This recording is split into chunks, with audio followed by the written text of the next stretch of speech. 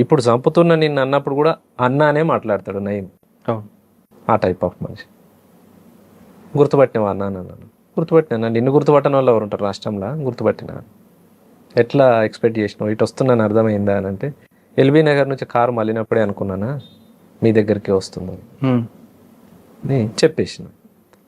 ఇక మాట్లాడిండు కొద్దిసేపే, ఒక 10-15 నిమిషాలు మాట్లాడి, అన్న మీకు తర్వాత నేను మళ్ళీ కలుస్తా, ఇప్పుడైతే మంచిగానే ఉండు, మీ కుటుంబం గురించి నాకు అంతా తెలుసు, పేద కుటుంబము, బయటకు వచ్చినావు కదన్నా, మరి ఎట్లా బతకాలనుకుంటున్నావు అంటే ఒక టాక్టిక్గా మాట్లాడతాడు మనిషి. మాట్లాడేది కూడా పేద కుటుంబం, ఇన్ని రోజులు నువ్వు పార్టీలో పని చేసినావు, నీకెవరు పని ఇస్తారు, ఏడ పని చేసుకోగలుగుతావు, అమ్మ కూలి పని చేస్తుంది, నాయన కూలి పని చేస్తాడు, అంతంత మాత్రం కుటుంబాలు, నీ మీద 32 కేసులు ఉన్నాయి, ఇన్ని కేసులు కోర్టుకు తిరిగి నువ్వు ఎప్పుడు పని చేసుకోగలుగుతావు, కుటుంబ పోషణ ఎట్లా జరుగుతుంది, ఇదంతా నీకు సాధ్యమా అంటే మనిషిని ఒక గీత గీసి తను ముందే గీసుకున్న గీతలో దింపాలనే ప్రయత్నంగా మాట్లాడతాడు.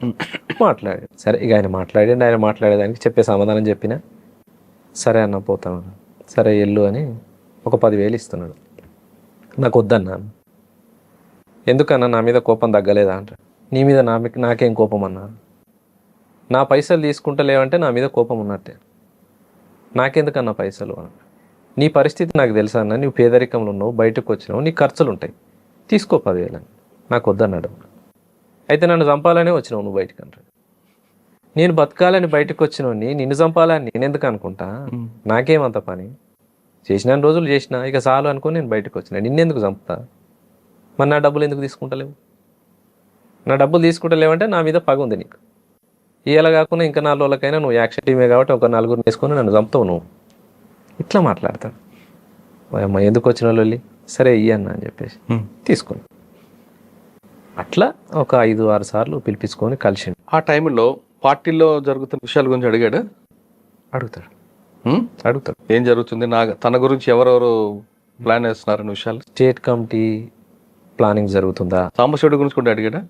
అందరి గురించి అడుగుతాడు. ఇక తన టార్గెట్లో ఎవరెవరైతే నాయకత్వం ఉన్నారో ఆయనకు లిస్ట్ ఆఫ్ ఉంటుంది, లిస్ట్ ఏదైతే రాసుకుంటాడో ఎవరెవరి గురించి అడిగాడు ఆయన. స్టేట్ కమిటీ మెంబర్లు ముఖ్యంగా ఎవరెవరు ఉన్నారు, సిటీ కమిటీలో ఎవరెవరు ఉన్నారు వాళ్ళ పేర్లు అడుగుతాడు. ఆయనకు సంబంధించిన పోలీస్ ఆఫీసర్లు ఉన్నారు కదా, ఇంట్లో ఎవరైనా మీ టార్గెట్ ఉన్నారా, రేపు అతి తొందరలో జరగబోయే యాక్షన్ ఏది, ఇవన్నీ అడుగుతాడు. చెప్పారా మీరు భయపడి?